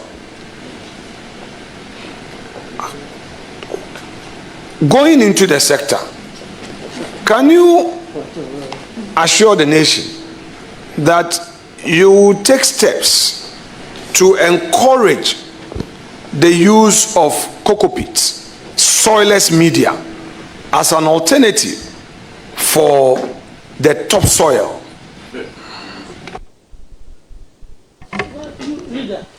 Mr. Chairman, we have the experts in the sector, and normally their recommendation informs policies. And so if in the wisdom of the experts it is something that can help our nation advance the cost of production, why not? We'll go with it. So, but would you agree with me that the topsoil as a means of producing seedling is a real problem? Chairman, I mean, considering the state of... We have a way of treating the soil. Very well. How can Burkina produce more tomatoes than Ghana? They know how to manage the soil. And so once we have the experts there, let's give them the resources. Chairman, I'm not talking about actual nursery and final stage of having the seedling in there, because where the seedling production is poor, you produce weak seedlings with low nutrients. They won't survive. You are aware from the report you have from Cocoa Board that their survival rate is 40%. That is the mainstay of my question. That would you want to encourage an alternative means? Yes, Mr. Chairman. Very well. That's assurance I needed you to give to the country, because that alternative means will create more jobs. Because this coconut husk, if we encourage the private sector to get into it and then produce the cocoa pit, it's going to help a lot of the seed production, not only cocoa board, maize, rice, etc., all those things, and then it's going to help us. So that's the point I wanted to underscore. Very well, but let the records reflect. Mr. Chairman, it's a good point. That's an honest answer. Now, honorable nominee, this swollen shoot virus thing, that, we are just dealing with the surface. I'm not an agronomist. Don't take me into the deeper ocean. I'm not taking you there. I just want to understand general policy issues and how your government is going to see to it. Now, the cocoa swollen shoot virus is one of the major causes of decline in cocoa production, apart from the galamsey thing. Today, the records have it that over 600 hectares out of 1.95 million hectares of cocoa area under cultivation is affected with the disease. Between 2014 and 2016, when the NDC was in government, the control of this important disease was a challenge. Farmers also suffered, and it continued through 2017 all the way to date, no doubt. What will be the policy, a sustainable policy by your government to control this? Mr. Chairman, as for swollen shoot cocoa disease, the best approach is to cut the affected tree and replant. But my point has to do with the fact that this House approved a loan facility of $600 million United States dollars for rehabilitation of the moribund and diseased cocoa farms in 2019. Almost 5 years now. The impact of that investment ought to have been felt in production. But we are not seeing that. And it is an area that must be a concern to all of us, because we collateralize the cocoa trees. And every year, we have to release 32,802 metric tons of cocoa to service that loan. Yes, I agree. I mean, in terms of, you see, in terms of the impact. Honorable member, are you on a point of order against your leader? So please, give the floor to your leader. Please, leader, you have the floor.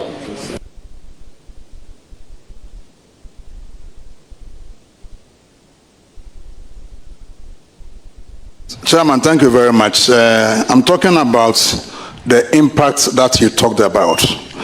The rehabilitation, as you rightly stated, started in 2019. We are in 2025. So it's only 5 years away. Cocoa production will peak around the 12 to 15 years. So yes, the peak. No, the hybrids will start yielding from 2 years, but you'll be getting only a few pods. So if you want to see the impact, you're talking about 10 years onwards. Yes, so you don't expect to get the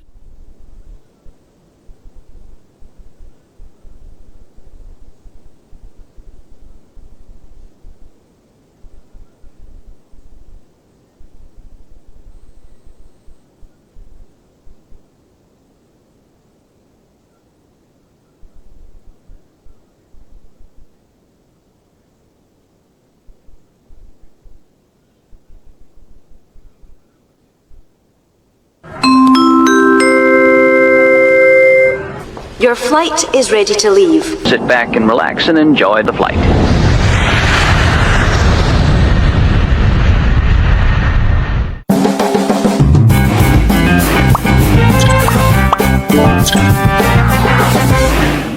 Impact.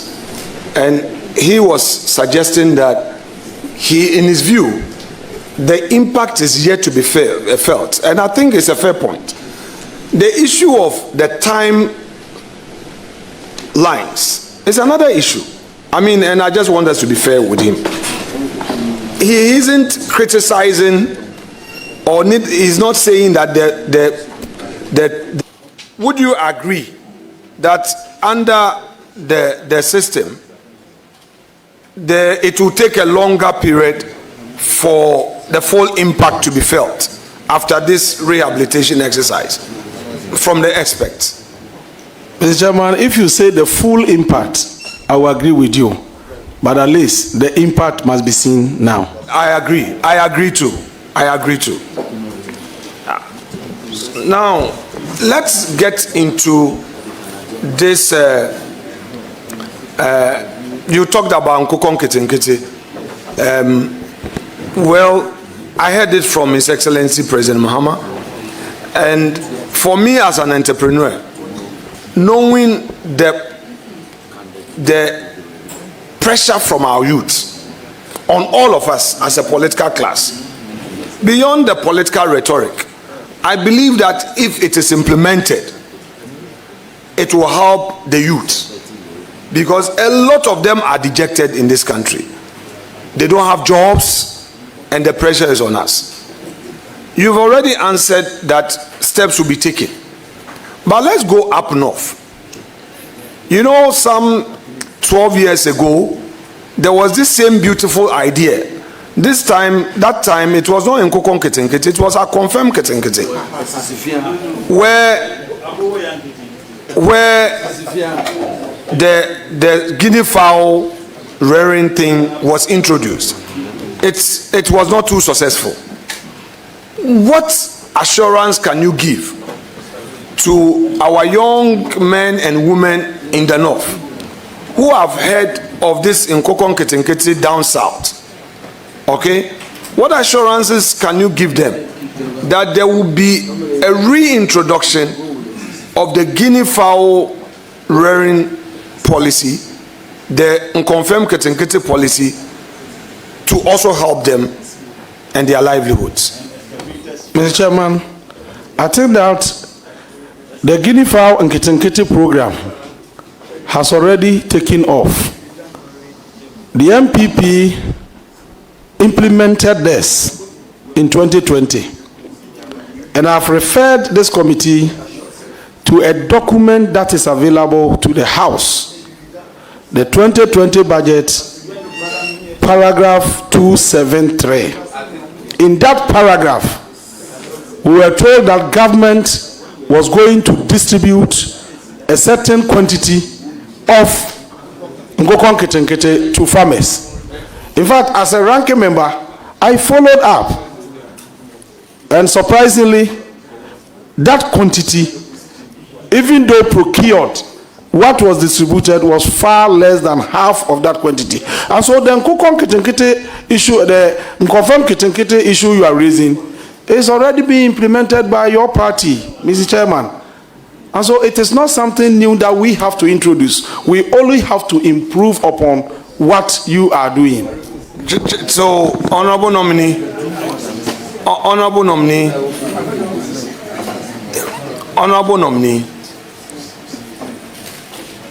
I just want your assurance to the nation that there would be a program to create jobs. So if your suggestion is that you are going to improve upon it, that confirm Nketenkete thing, kindly reassure the nation on that.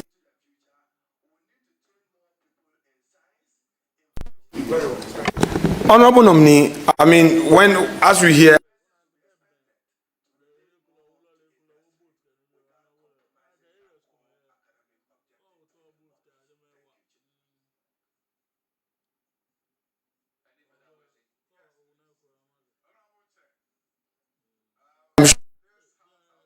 records,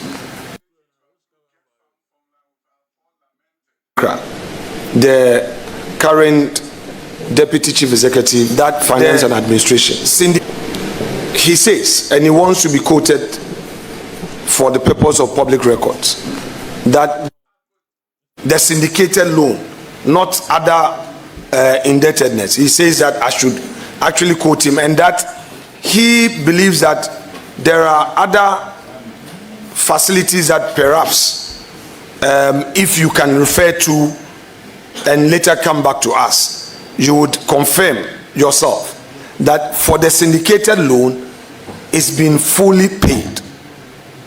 All right, so it's not a question I'm asking you, I'm just providing this information. When you are discharged from this committee, it's not an end in itself. We can all interrogate issues, so just for us to cross-check. Is that okay? All right. Honorable nominee, now let me go into other... Mr. Chairman. Okay, sorry, I thought... Mr. Chairman, I think I... Do you have a response to that? Yes, I referred to the handing over document that was given to us. Yes. In that document, they indicated that they owe the market 374,000 tons of cocoa, and that they have rolled it over to this year. If that is not related to syndication, I don't have any problem. Okay, Chairman, with respect, I like the honesty on the part of my respected senior colleague, and that is one of the things I respect him for. You see, because they do the forward sales, okay, at least these are basic things that I know as a member of the Finance Committee. Because last year, they could not sell as they projected. you are right in suggesting that they have some outstanding pledges to the market. That is different from the syndicated loan. So I think that you can check. Mr. Chairman, are you implying that after or aside the syndicated facility, they did another arrangement to sell cocoa without recourse to us, another forward sales without recourse to us? Because, no, Chairman, Chairman said yes. No, Chairman, with respect, Chairman, with respect,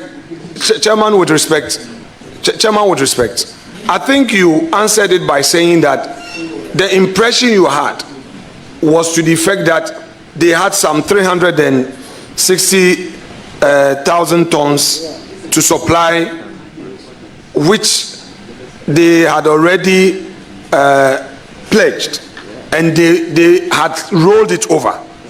What you were clear, which I agree with you, was to the fact that you assumed that that was part of the syndicated loan. Mr. Chairman. Yes, please. It is a fact stated in the document they gave us that they owe the market 374,000 tons of cocoa. Okay, if we have not taken their money, how would you own them? No, Eric, Bojidi, Abuta, you know, it is different from a syndicated loan. No. If they owe the market, it's not the same as owing a bank. So I am saying that let's be fair to them. You cross-check again so that we bring clarity to this matter. I think that we can always bring clarity. So let me proceed with the next question, if you don't mind. All right. Chairman.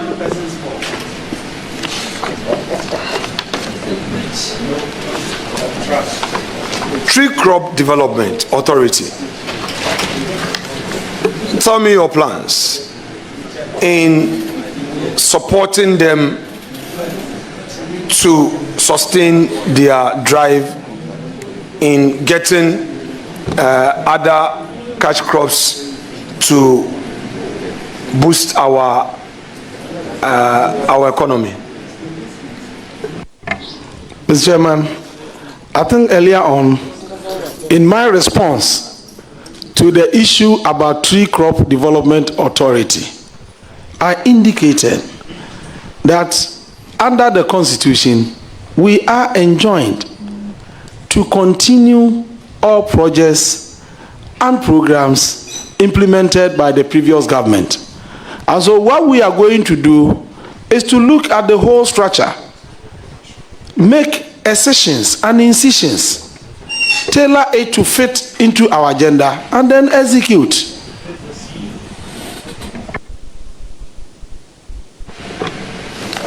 Honorable nominee, let's come to your manifesto, please.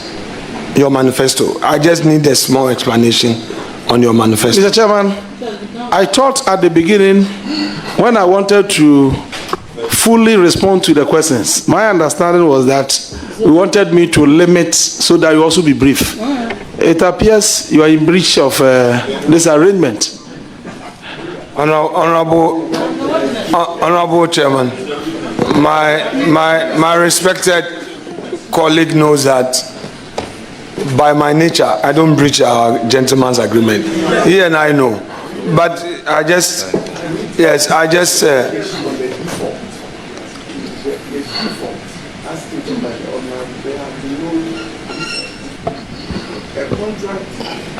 Honorable Brian Achampong, it appears interrupting. Please. He's on the floor asking a question, and out of the mic, you cannot be engaging him. Thank you very much. Leader, you have Honorable nominee, you know, under the caption in your manifesto, Agriculture for Economic Transformation Agenda, you indicated that the NDC government will create farm banks within the agricultural zones to ease access to land and irrigation facilities. Well, you and I are aware the complexities the nature of our land tenure system. How really do you think this is feasible? Mr. Chairman, if an individual in Ghana today wants to acquire land to engage in farming, he will get it. Why is it that if government wants to get land to farm, he cannot get it? What we are saying is that, yes, people go through a lot of difficulties in getting land for farming. And so as government, we want to take the lead, secure the land, prepare the land, and then give it out for people to farm and increase production.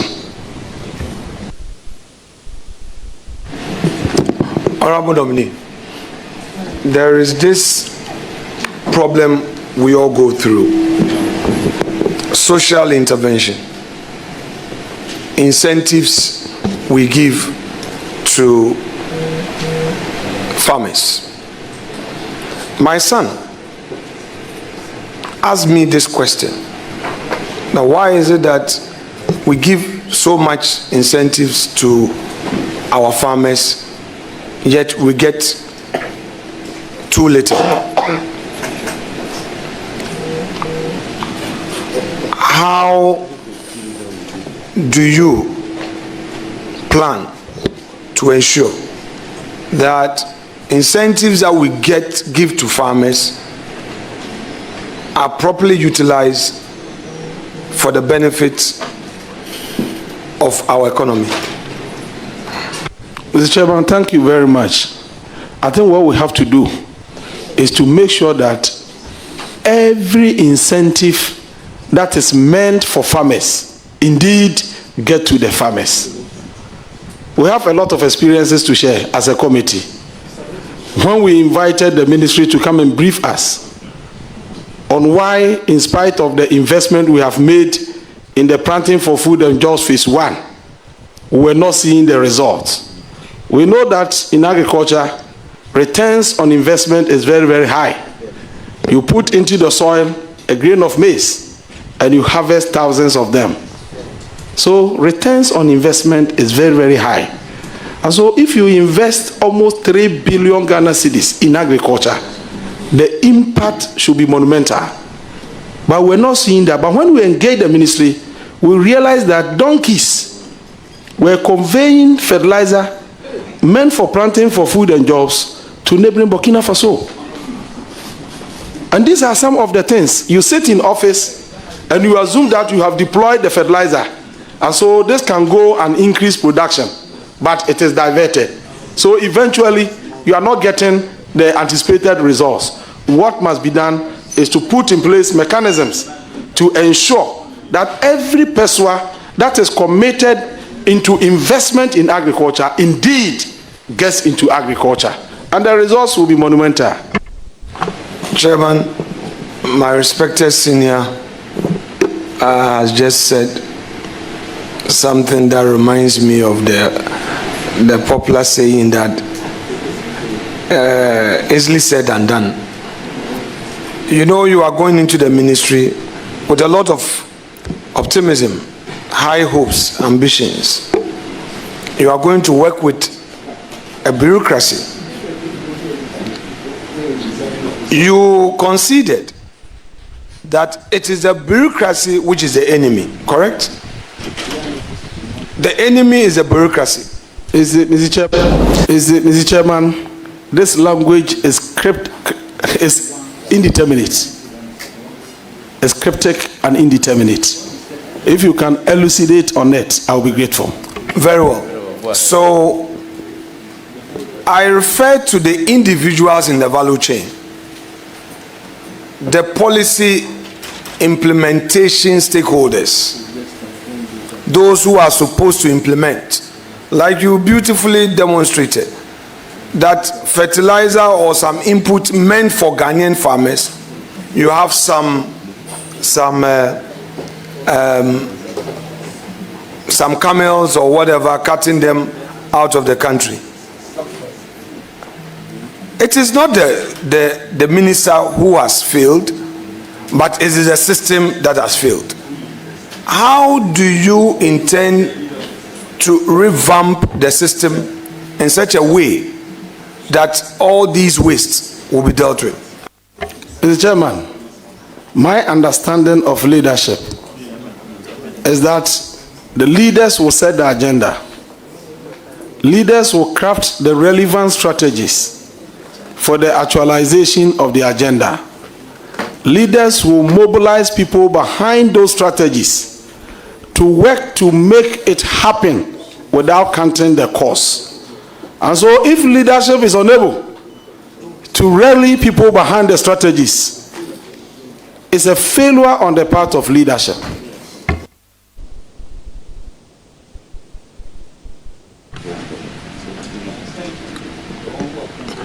Honorable nominee, you talked about some insurance for the sector.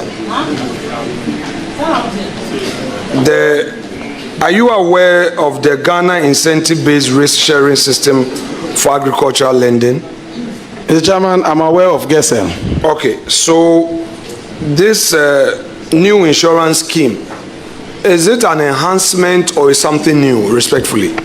Mr. Chairman, it's different from GESEL. You know, GESEL, their modus operandi is different. What they do is that they provide guarantee at a cost. And so when they come in to guarantee for the farmers to take the loan, they add 2% to the interest rate. This will overburden the farmers. And looking at the structure, how can the numerous peasant farmers benefit from this arrangement? And that is why we intend to introduce the Ghana Agriculture Insurance Scheme, which will be feasible, which everybody can associate with, and indeed bring a lot of farmers to be part of it. So you agree with me that climate change is a major issue affecting the agro sector, particularly cocoa? Mr. Speaker, it is a global challenge. Yes, I agree. I agree that globally we have the challenge. But let's now that in the Ghanaian agroeconomy, climate change is a major factor, particularly in the cocoa sector. Mr. Chairman, this is a trite knowledge. Have you some alternative plans to deal with extreme weather conditions to enhance agriculture? Mr. Chairman, I think irrigation is the way to go. And then apart from that, we have also captured the development of the greenhouse model. You recall that in 2019, we invested $19.7 million. That was a facility secured for the construction of 3 big greenhouses in this country. The Dowenya one, the Bojuase one, and the Akumadan one. You know that all the vegetables that we see in our shopping malls are imported. But under the controlled environment with irrigation facilities, through the greenhouse facilities, we should be able to produce enough vegetables to take care of some of these situations. But I'm told that in spite of the huge investment that we made in these facilities, as we speak, they are not fully operational. And we have to do everything possible to operationalize them. Senior, consumption of maize is very high in this country. It's a major staple for us. And we are not producing enough maize. Animals also rely on maize to feed. There is generally some deficit, a huge deficit. How do you intend to deal with the deficit, if any, provided you disagree with me. Mr. Chairman, you are contradicting the position of your government. But I've asked you a question. No, please. Just no. Take the answer. Chairman. You pose a question. Honorable Ranking. Chairman, with respect. Honorable Ranking, with all due respect, you pose a question to the nominee. The nominee is about to answer the question. You can disagree with him, but candidly allow him to answer the question. Please. Chairman, my answer is that the Honorable Ranking Member and minority, by that statement, is contradicting the position of his party and government. Because they claim that under the Planting for Food and Jobs, they have produced maize in excess of our demand. This is a position I have continuously challenged, and it is good that today you are being patriotic enough to collaborate. That position I've held for several years. Chairman, from where I sit, I ask you questions, and yours is to answer. And I put a question to you hypothetically. I did not rely on any data. I put to you a hypothetical question, and I concluded by saying that if you disagree, what is your position? So I do not want us to introduce politics. So far we've been doing good. Not introduce politics and my government and your government. You know, you and I don't go that path. So I'm pleading with you. So far you've done well. Let's take away any partisan politics from this engagement. It's not going to help. Now, let me ask you the straight question. Mr. Chairman, I must indicate that I do not intend to engage in any form of politics here.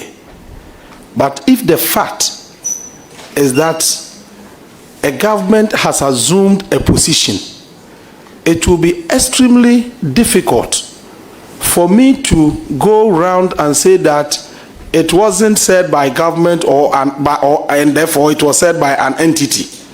I think that under our rules and based on the oath we have taken, we have to be candid to the good people at all times. And then you also urge me that as I appear before you, I must be candid. And that's exactly what I'm doing. That's okay. Honorable nominee, do you have any public data to support our maize production levels, as to whether as a country we've been successful in producing sufficient for our consumption, or that we have some public data to suggest that we really are in deficit? Mr. Chairman, I recall vividly that in 2011, Ghana produced maize in excess of our demand in 2011. And that was the reason why SRAIT, which is a department under the Ministry of Agriculture, recommended to government for the establishment of buffer stock to come into the market, buy the excess produce over demand, stock them to keep prices at reasonable level as a measure to protect the farmers, and then release them during the lean season to also protect consumers by preventing prices from skyrocketing. This is evidence. It is in our records that 2011 we produced maize in excess of our demand.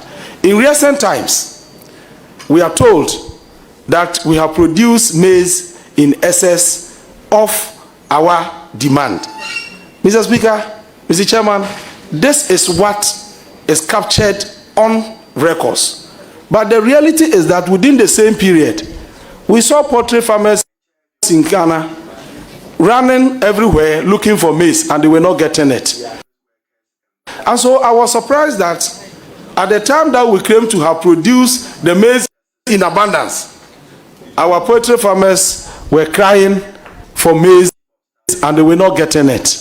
And prices of maize have been going up, which is affecting the cost of poultry products. And so the paper reporting indicates sufficiency and even above demand level, but the reality suggests the contrary. Now let's go to Commander Sugar Factory. Your government took a facility from India to revive it, and you intend to revive it and or to create jobs. Now, I'm interested in the farmers who produce the sugarcane.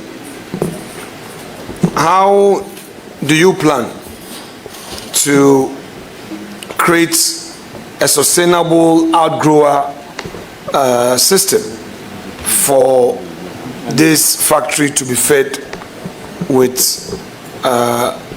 sugarcane for production? Mr. Chairman, sometimes when I hear some of these questions posed to some of us, I cringe.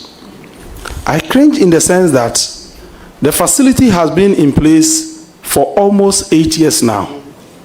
If it is only about the production of sugar cane to make the factory work, why is it that within the 8 years we have not been able to do this?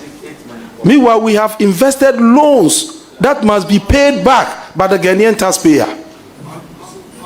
And so, Mr. Chairman, yes, you have asked a question, but I wanted to lay a solid foundation, mount the superstructure before I roof it. What we are going to do is that before leaving office, you recall that Parliament had approved a facility for the farmers to produce sugar cane to feed the factory. And we wanted to ensure that we produce sugar cane from January to December, so that we can ensure continuous and uninterrupted supply of sugar to reduce the huge sugar import bill confronting our nation. And so, Mr. Chairman, given the nod, even though it falls within the purview of the Ministry of Trade, we will work in tandem with them to ensure effective implementation and operationalization of the factory. Honorable nominee, our poultry industry is having some challenges as a result of cheap importation of poultry products. First of all, do you agree that they are having some challenges? Mr. Chairman, I agree perfectly. I agree perfectly that we are having serious challenges in respect of poultry production in Ghana. And I'm here to recollect one major policy intervention rolled out within the last 8 years to increase poultry production in this country. I'm here to recollect one. It's the honorable nominee. Honorable nominee. Yeah. Ericus. Yes, sir. Senior Ericus. Yes. Professor. You know, your last 3 answers. Then last 8 years, we have lost power. We are no more in office. I'm talking about going forward. So let's not talk about yesterday. Whatever it is. Mr. Chairman, let me finish. Initially, you diplomatically confined me. Yes, but so why are you getting out of that diplomatic sector? It appears that you are going beyond. No, I'm not. So I also have to come out. Don't go there. Don't go. Stay within the confines. Anyway.